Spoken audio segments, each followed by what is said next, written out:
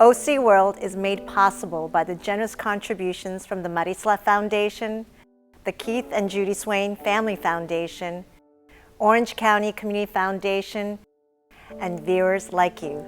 Thank you.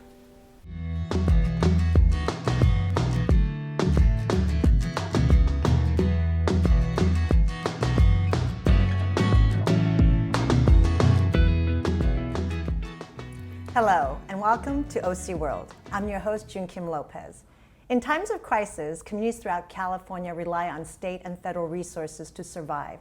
Since 2020, the pandemic, climate change, social justice, homeless, and housing are just some of the issues that have required unprecedented support from our government. With record amount of funding available to help our state, Governor Newsom tapped Antonio Villaraigosa to help bridge communities to these resources.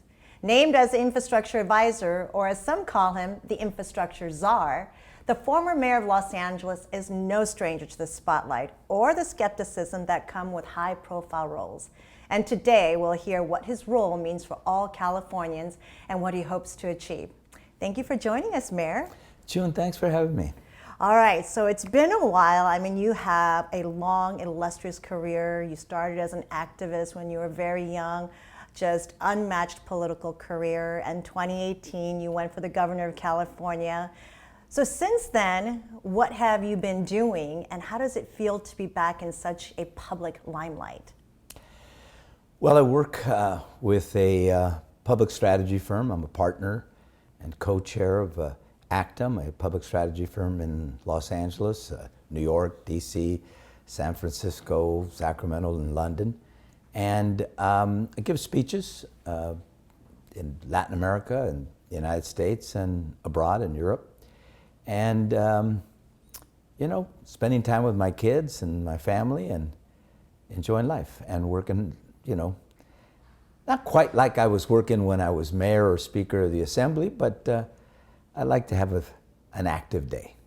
And you're very active. I know you've been very engaged. And certainly for many of us, this was a surprise to know that you have been asked to fill this role. So can you share for our viewers, what exactly do you do as infrastructure advisor? What is your role and responsibility? Well, actually, I wasn't that surprised, and I'll tell you why. Well, I'm sure you weren't. Well, only because during my 8 years as mayor, we built more schools than any city in the United States of America, maybe the world. I was chair of virtually every bond since the late 1990s that helped us build those schools. We put money in the airport, $4.5 billion for the first time since 1994. We worked hard to modernize our port and invested more than $1.5 billion in that effort. And while I was mayor, we built 3 light rail lines and 1 busway, more than anyone in the United States. So we were focused on infrastructure, on building. But importantly, and I think why, in fact, I know that the governor mentioned why he thought it was important that I head up this initiative. This is an historic initiative on the part of the state legislature, our legislative leaders, but also our governor. They put $47 billion for infrastructure. The federal government, with the $1.2 trillion that the Biden administration is committed to infrastructure, will provide us with up to $50 billion over the next 5 years. So we're looking at close to $100 billion. Now, the governor joked, as you mentioned, he called me a czar, and that's not my official title, but I think what he meant to convey was that I was in charge, and I am. And 2, he joked that in the course of the campaign for governor, the one thing he could never say was that he got more money for our town, for his town, than I got for mine. I, of course, smiled, and that was nice of him, of course, to say. It was true, but he didn't have to say it. And then finally, he said, with this historic investment, I want to break the glass. What does that mean? We know with ARA, the federal infrastructure program, I think in 2008 or 9, that the Obama administration initiated, there were issues, there were problems. We had that bridge to nowhere. We had a number of issues. We want to minimize the number of issues. We want to expedite and accelerate these projects so people really get to see where their their taxes are going. We want to make sure that we not only cut the time, but also save the money. As an example, if we do things right, this 100 billion is a real 100 billion, or even as much as 120 billion if you cut these projects by 20% in terms of the time. On the other hand, it could be 70 billion if with cost overruns and everything else. So we're going to look at doing what we did for a football stadium. In Inglewood. Look at what we did for a basketball arena in Sacramento, and see what we can do to fast track, to vigorously oversee environmentally all of these projects, but to do so in a way that makes sense. You know what I've said to people? If climate change is the biggest threat to humankind, why not have a sense of urgency about it? We see right now with homelessness and dirty streets here in this city and in other places in the state, there's a sense that there's a lack of urgency. And I think what the governor wants is a sense of urgency to act as if we're in an emergency, and we are, when you look at the effects of climate change.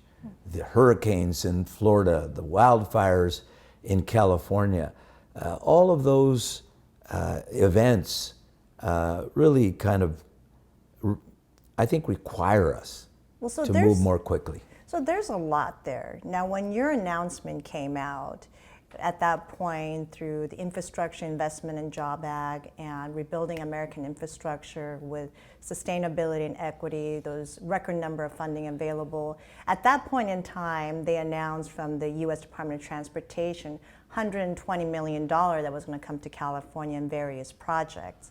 And some have speculated, so are you just dealing with that pot of money? Because yes, there's about $100 billion at play here. So when you said earlier you were in charge, is it to get as much of that $100 billion in funding, or is it really that $120 million that's been allocated? The $100 billion in funding. Okay. In the following areas: transportation, water, energy, and broadband. In addition, the Inflation Reduction Act will have more money for other climate change initiatives, and I will be responsible for that as well. When I say I, first of all, I report to the governor at the end of the day. I may be in charge, but in charge with a team of people. And who's the team? I've always worked, the governor's assigned his agency heads. He's assigned some of the folks from his staff to work with us and with me. I'm very much, I believe in team ball, and there's no I in team. So when I say that, I'm going to be doing this, I'm speaking, in the I form, but I mean we. Mm-hmm. All of us will be doing this together. But yes, he has said that I will be in charge. And so I agree that we got to break the glass. We got to do this differently than we have in the past. As an example, we're going to put what we've said to the agency heads, what I've said to the agency heads, that we want to break down the silos. Oftentimes, and remember, I was mayor of Los Angeles. Los Angeles is a city, but in many ways a city that's like a country. It's 4 million people. The metropolitan economy is the third largest in the world behind Tokyo and New York. It's a city that's very, very complicated, and we had agencies that oftentimes didn't talk to one another. And so what I've suggested is that we put a strike team together, and we will. Let me give you an example. When people complained about development in Los Angeles, that it took too long to develop. As an example, took too long to open up a restaurant, 2.5 years. What I did was, I said, okay, when they told me that the reason why it was taking so long was that too many people, too many agencies were saying different things, I put them in one room and had a strike team, and we took it from 2.5 years to 6 months. We want to do the same here. Cut the bureaucracy, the silos, work together to streamline permitting. Look at opportunities like public-private partnerships. You know, you go around the world, June, and in virtually every country in the world, it's not just the government that builds infrastructure, it's the private sector working with the government. And we're going to look at a number of those things: construction, management, design, build, efforts to cut the time that it takes to approve and streamline these projects. You know, one of the things we've realized is we never spent $100 billion on infrastructure over a 5-year period. We're going to need more staff to approve these contracts, to move them along. We're going to be looking at all of that. We're bringing in a management consulting group or consulting groups to help us think through how we cut across the agencies to move these projects along to a greater degree. We have to go to the legislature for some of this. And when the governor said he wanted me to break the glass, I said, fine, I'll break the glass. I don't mind getting cut by the glass, bleed a little bit, but I don't want to be left on the ground. I want to make sure that we're all in symmetry, all working together, rowing in the same direction to kind of deliver these projects faster and better and for less cost. And I want to get a little bit later into how you propose to do that. Expedite the things that have been sort of institutionally and historically been in place that get in the way of getting projects done quickly, and there's a lot there. But bear with me a little bit. I think for the viewers, and certainly for myself, this is a huge undertaking. The governor has tapped you to oversee all this, record amount of funding and potential and possibilities with a very specific charge. But at the same time, you don't work for the administration because your position is actually funded through California Forward. So can you share with us a little bit of how that arrangement works and maybe mention briefly what California Forward as an organization is all about? Yeah, California Forward is going to be really important. Yes, I'm actually working for California Forward. But at the same time, why California Forward is important is, I've said from the beginning, when I did America Fast Forward and signed, that was a bill signed by President Obama. When I first proposed the idea, virtually everyone laughed me out of the room, including President Obama, including many legislators. I had to convince them that this was the best way at a time of high deficits and debt to leverage projects and exponentially add to the money that we were already spending on transportation. So here, we're going to have to bring in, and that's what I did back then when I was Mayor of LA, bring in the experts, the people that know that are experts in infrastructure and transportation and water and energy, and can help us think through exactly how to do this. So California Forward is going to be the entity that helps us bring folks together. In fact, later today, I'll be meeting with some of the folks that worked with me, both that were on the mayoral staff, but also folks from the outside, folks from the Brookings, formerly from the Brookings Institution who worked on this, from the Aspen Institute, from experts who worked in the past or have worked in the present around these issues. Great. Well, we're going to take a quick break. Don't go away. Join us very briefly when we come back with Mayor Antonio Villaraigosa talking about his new role as Infrastructure Advisor of California. How prepared is your family if a wildfire shows up at your doorstep, or a flood, or an earthquake? You can't just turn away a natural disaster. That's why it's important to go to ready.gov/plan now. It has the tools and tips you need to make an emergency plan with your family. So if disaster comes knocking, Let's go. you'll be ready to help keep your family safe. It's just a pizza. Make a plan today. Welcome back to OC World. We're here today with Mayor Antonio Villaraigosa. Now, before the break, you were talking about your relationship with California Forward and sort of the expectation that the governor has for you to work with all the agency leads to break down perhaps some of the silos that are there to have a much more integrated approach. But this role, what is your term? How long are you going to be doing this? I think initially this was set as a 6-month term, but 6 months. yes, to start, but contractually. But I expect that it's going to go beyond that, and certainly to the extent that this is a 5-year project. Certainly want to get it off the ground. I can't tell you I'm going to be there for the entire 5 years, but starting off with the first 6 months, and we'll go from there.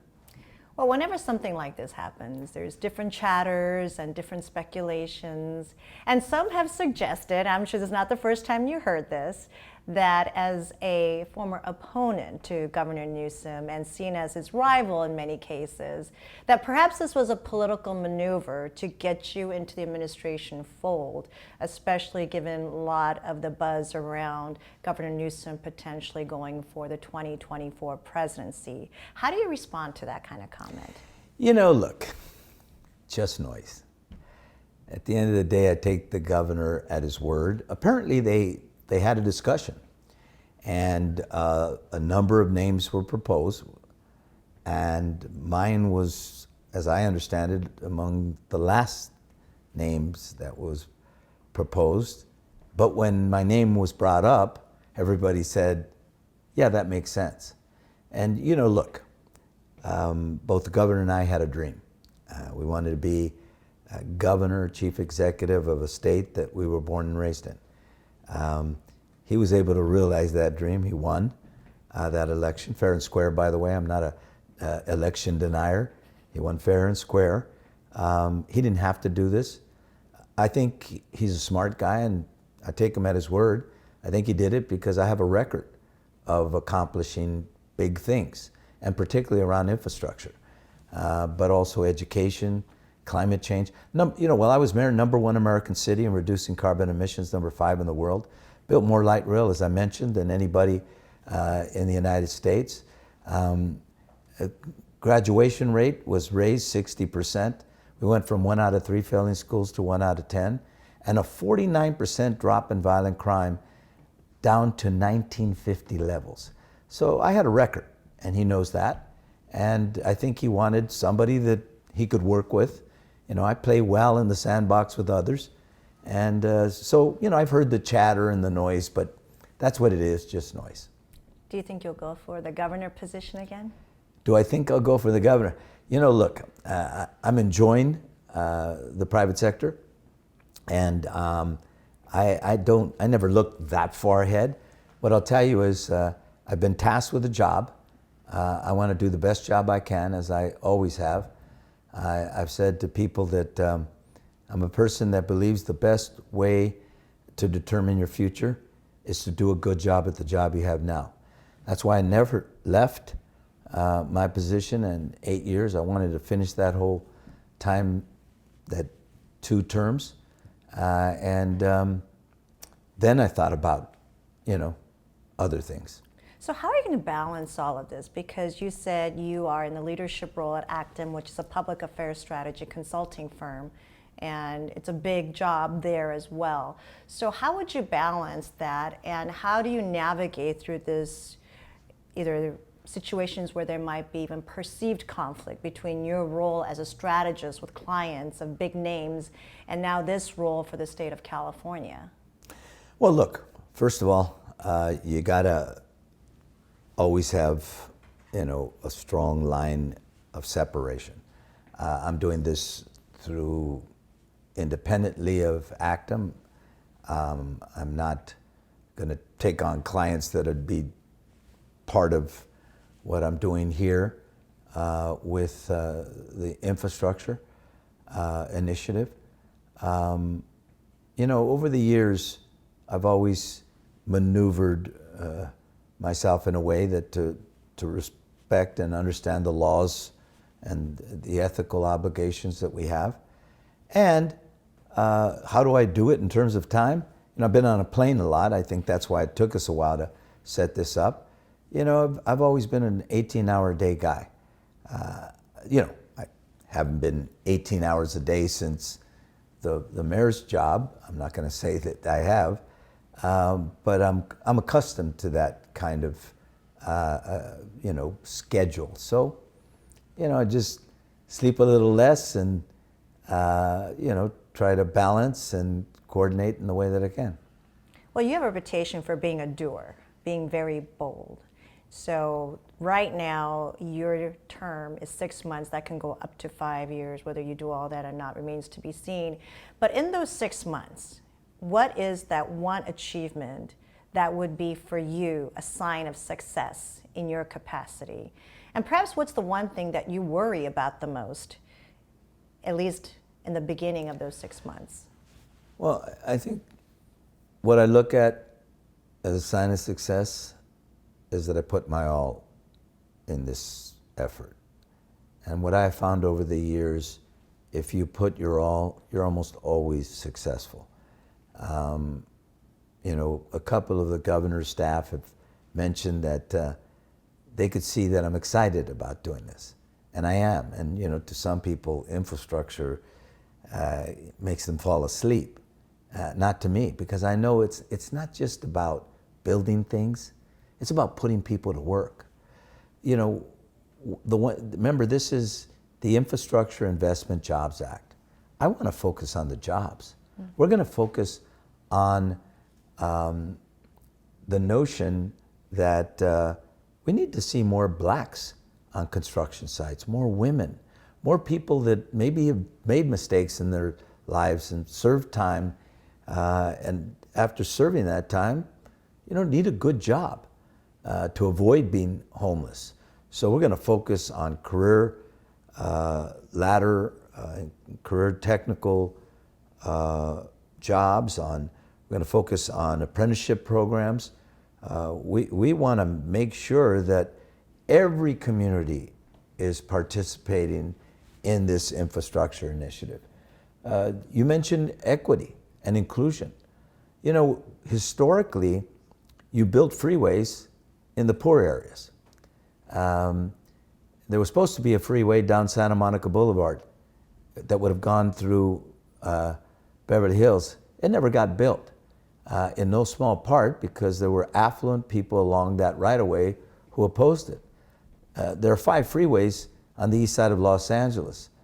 I believe, 2 of them in the south side of Los Angeles, or 3 of them in the south side of Los Angeles. So what we've had is, communities that have been dissected, that have borne the brunt of the impacts of this infrastructure.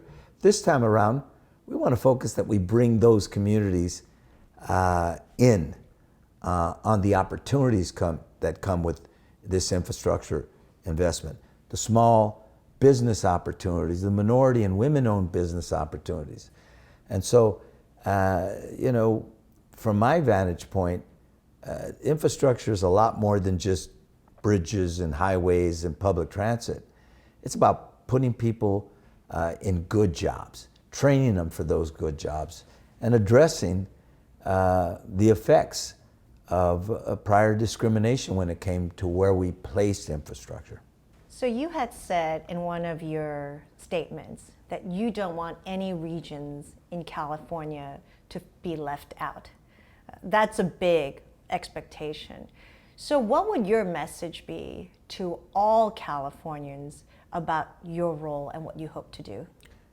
Well, everybody in this state pays taxes, and they ought to see something from this enormous historic $100 billion initiative. And so we've identified multiple regions, somewhere in the neighborhood of 8 or 9, that we're going to not spread the money like peanut butter, because then you won't have the impact, but making sure that some of their needs and projects are funded. As I said, that's critical. When I say leave no community behind, I mean that we want everybody to be able to have job opportunities as well associated to this. So there's multiple ways to define leave no community behind, but I think it's incumbent, and in fact, the Biden administration wants this issue of equity and inclusion to be an important criteria here when we're making these investments, and so that's what I mean by that. Well, we're coming near the end, but my final question to you is, when you think about your role and we talked about earlier, the historical institutional, for example, CEQA, the California Environmental Quality Act, these are all in place to make sure that the impacts and the effects of projects, infrastructure projects, do not in any way harm other aspects of our community. In order to expedite some of these things, what are your maybe top 2 strategies as to how you can overcome those barriers that have been with us for so many years and holding up major projects? Well, as I said, one, fast tracking like we did for a football stadium in Inglewood and a basketball arena. Basically, exemptions. Exemptions, yes, but still vigorous review, but imposing limits on how much we could do in terms of as litigation, as an example. That's one. I think that the strike teams and breaking down the silos in the agencies is another. But as I said earlier, so are things like design build, construction management. It allows us to stay on top of the successful builders, so that they're not a bunch of cost overruns and extending the time that it would take to build these projects. Does it include legislation to maybe modify yes. some of the regulations Yes, also? it could and will. Well, thank you so much for your time. We can certainly sit here and talk a lot more, but perhaps you'll have us back and we can talk a little bit more about sort of where you are and update everybody on your progress. Well, having me back would depend on you all, so if you invite me back, I'd love to come back here to consider that done. PBS in Orange County. Thank you so much. And thank you to our viewers. The next time you're out, let's think a little bit about the infrastructure all around us. The roads, the transmission lines, all the things that we see around that make our communities run. It's not what we always pay attention to, but these infrastructure, both seen and unseen, because there's a lot of infrastructure that are hidden, ensures our quality of life. But behind all of it is the most important infrastructure, which is the human infrastructure. The relationship, collaboration, and cooperation. So this is an exciting time for many of us, such as myself in the utility industry that deal with critical infrastructure, to have a role that's bridging everyone together to the much needed resources. And I hope that this represents a success into the future, but also that there is a shift in how we think about infrastructure, that it's about people, that it's about relationship, I hope. We'd like to hear from you. What do you think? Thank you again for joining us every Monday at 5 o'clock right here at OC World. Until next time, be safe and be well.